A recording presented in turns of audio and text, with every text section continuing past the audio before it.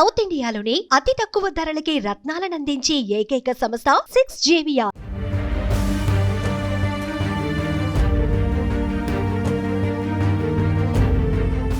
ఉన్నత చదువుల కోసం విదేశాలకు వెళ్తున్న భారత విద్యార్థుల సంఖ్య రోజురోజుకు పెరుగుతూ వస్తోంది. మరీ ముఖ్యంగా తెలుగు విద్యార్థులు అనేక మంది విదేశాలకు వెళ్తూ చదువుకుంటున్నారు. ఇలా వెళ్లిన భారత విద్యార్థులపై అనేక దేశాలలో దాడులు జరుగుతూనే ఉన్నాయి.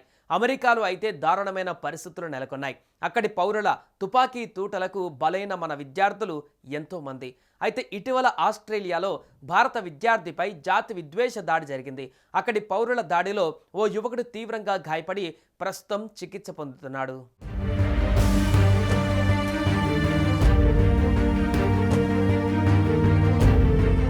స్థానిక మీడియా కథనం ప్రకారం భారత్కు చెందిన సౌరభ్ ఆనంద్ ఆస్ట్రేలియాలోని మెల్బోర్న్లో నివాసం ఉంటున్నాడు. అతడు ఈ నెల 19న రాత్రి 7:30 సమయంలో ఆల్టోనా మిడోస్లోని మెడికల్ స్టోర్కి వెళ్ళాడు. అక్కడ మందులు కొనుక్కొని తిరిగి ఇంటికి వెళ్తూ తన ఫ్రెండ్తో ఫోన్లో మాట్లాడుతున్నాడు. కాగా అదే సమయంలో 5 టీనేజర్లు అతడిని వెంబడించి సౌరభ్పై విరుచుకుపడ్డారు. వారిలో ఒకతను సౌరభ్ జేబులను తనిఖీ చేసినట్లుగా తెలుస్తోంది. ఈ క్రమంలోనే అలర్ట్ అయిన సౌరభ్ వారి నుంచి తప్పించుకునేందుకు ప్రయత్నం చేశాడు. దీంతో ఆ టీనేజర్లు ఆ యువకుడి పైన పిడిగుద్దులతో దాడికి దిగారు. ఆ యువకుడు ప్రతిఘటించడంతో మరో యువకుడు కత్తితో మెడపై దాడి చేశాడు.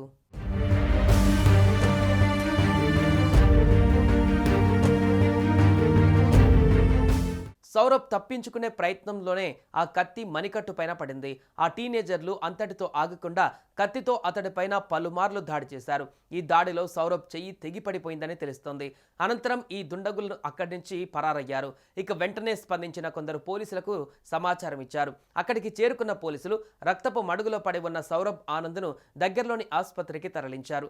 అయితే ఈ దుండగులు దాడిలో సౌరభ్ చెయ్యి తెగిపడడంతో వైద్యులు చికిత్స చేసి మొత్తానికి అతికించినట్లుగా తెలుస్తోంది. ఈ ఘటనలో అతని మెడకు తలకు కూడా తీవ్ర గాయాలయ్యాయి. చికిత్స పొందుతున్న అతడి ఆరోగ్య పరిస్థితి ప్రస్తుతం నిలకడగానే ఉన్నట్లు వైద్యులు వెల్లడించారు.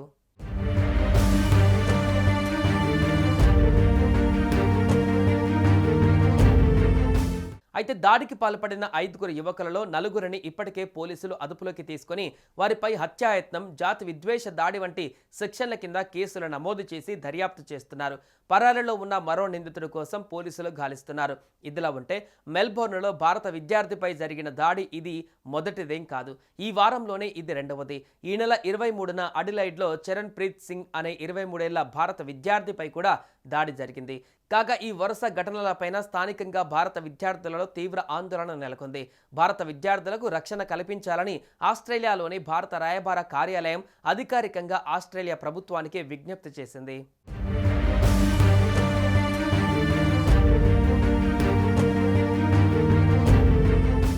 సుమన్ టీవీలో మీ పర్సనల్ అండ్ బిజినెస్ ప్రమోషన్స్ కోసం కింది నెంబర్కి కాంటాక్ట్ చేయండి.